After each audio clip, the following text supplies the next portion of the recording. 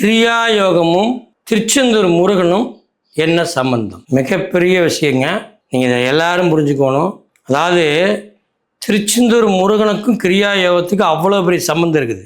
சாதாரணமான ஒரு விஷயத்தை திருச்செந்தூரில் உருவாக்கலை. நல்லா ஒன்று புரிஞ்சுக்குங்க. இந்த கிரியா யோகம் என்பது ஓம் என்ற பிராண அடிப்படையில் தான் இந்த மந்திரங்களை உருவாக்கியிருக்காங்க. அப்போ கிரியாவில் ஓம் என்ற பிராண அடிப்படையில் தான் இருக்குங்கும் போது திருச்செந்தூரில் ஓம் என்ற மந்திரத்துக்கு தான் பிராண வடிவத்தை தான் முருகன் சொல்கிறாங்க. அப்போ அங்கே என்ன இருக்குன்னா ஓம் என்ற வடிவத்தில் தான் கோயிலை அமைச்சுக்கிறாங்க. அந்த கோயிலில் உள்ள நீ முதல் நுழையிற வாசலை ஒரு சக்கரம், முதல் சக்கரங்கிறாங்க, மூலாதார சக்கரம். ரெண்டாவது வாசல் சுவாதிஷ்டானம், மூன்றாவது வாசல் மணிப்பூரகம், நான்காவது வாசல் அநாகதம், ஐந்தாவது வாசல் விசுத்தி, ஆறாவது வாசல் ஆக்னை, ஏழாவது வாசல் சகஸ்காரம். அப்போ இந்த 7 வாசக்காலம் 7 சக்கரான்னு சொல்கிறாங்க.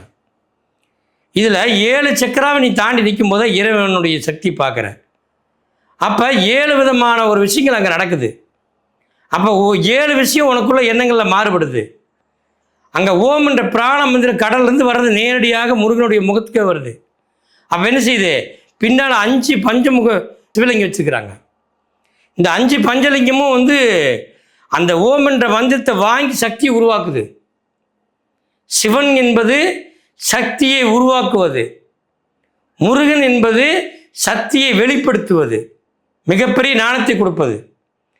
இது ஒன்றா கலந்து ஒரே சக்தியாக அங்கே செயல்படுறதுனால நீ முருகனை போய் பார்த்தீங்கன்னா மிகப்பெரிய மாற்றமாக இருக்கும். அங்கே அப்படியே உன்னுடைய 7 சக்கரம் ஆக்டிவேஷன் ஆகி உனக்குள்ள இருக்கிற கர்மவினைகள் எல்லாம் கம்ப்ளீட் ஆகி வெளியே போய் அதுக்கு பின்னால் என்ன நடக்கும்? உனக்கு பாசிட்டிவான எனர்ஜி சந்தோஷம் மகிழ்ச்சியும் பொங்கி மிகப்பெரிய மாற்றத்தை இருப்பேன். அதுதான், அதாவது 3 சித்தர்கள் சேர்ந்து 3 விதமான சக்தியை செயல்படுங்கிறதுக்காக அதிர்வு சவுண்டு ஒளி அப்படிங்கிறத அங்கே இணைக்கிறதுக்காக அவங்க 3 சித்தர்களும் 3 விதமாக உருவாக்குனாங்க அந்த கோயிலை. அதாவது அந்த கோயில் பிராண அடிப்படையில் ஓம் என்ற பிராணத்தின் மூலமாக, கடலுடைய காற்று மூலமாக அப்படி ஒரு அற்புதமான ஒரு தனிச்சிறப்பு பெற்ற கோயிலாக இருக்குது. அங்கே முருகனை நீங்கள் நேரிலேயே பேச முடியும். முருகன்கிட்ட போய் நின்றுட்டிங்கன்னா அந்த முகம் அப்படியே உங்களுடைய ஆக்கடி சக்கரத்தில் பதிவாயிரும். நீங்கள் 1 மாதம் வரைக்கும் கண்ணை மூடி முடிச்சுன்னா முருகன் உருவம் தெரியும். அதான் அங்கே இருக்கிற ஸ்பெஷல். அது மட்டும் இல்லை, மடிப்பிச்சு எடுப்பவருக்கு எல்லாமே கர்ம வினைகள் நீங்கும். அதே மாதிரி அன்னதானமும் தான தர்மமும் நிறையா அந்த இடத்துல பண்ணிங்க அப்படின்னா மிகப்பெரிய மாற்றம் கிடைக்கும் உங்களுக்கு. லைஃப்பில் வேறு எங்கேயோ போவீங்க.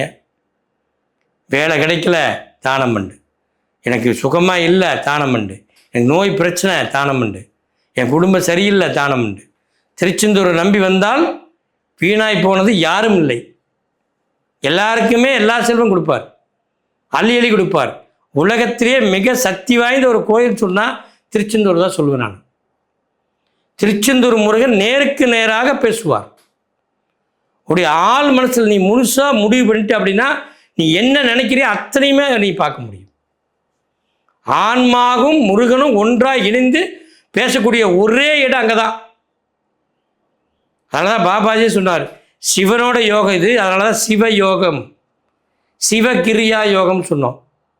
நாம் கொடுக்கறது சிவனோட ஒரு யோகத்தில் இருக்கிறனால இது சிவகிரியா யோகம். சிவனும் கிரியாவும் ஆற்றலும் ஒன்றா கலந்து செய்கிறது, சாதாரண யோகம் கிடையாது. அதனால் திருச்செந்தூர் ரொம்ப ரொம்ப சிறப்பான கோயில். கூட்டத்தில் போய் சிக்க வேண்டாம், இடையில போய் பாருங்கள், அவரை தரிசனம் பண்ணுங்கள், எல்லாம் நல்லபடியாக நடக்கும். உங்கள் வாழ்க்கை சிறப்பாக அமையும். நீங்கள் எதுவுமே முடியாதுன்னு நினைக்கிறத எல்லாமே முடிக்க முடியும். சாதிக்க முடியாதுன்னு நினச்சதெல்லாம் சாதிக்க முடியும். 3ஆம் கண் தானாகவே திறக்கும். அந்த ஆன்மா வெளிப்படும். ஆன்மாவோட பேச ஆரம்பிச்சிருங்க. உங்களுக்கு எல்லையற்ற சந்தோஷம் ஆனந்தம் வந்துடும். அவ்வளோ பெரிய ரகசியம் இந்த திருச்செந்தூர் முருகன்கிட்ட இருக்குது. அவசியம் பாருங்கள். மாதம் ஒரு முறை போயிட்டு வாங்க. உங்கள் வாழ்க்கை பொக்கிஷமாக மாறும். நன்றி, வணக்கம்.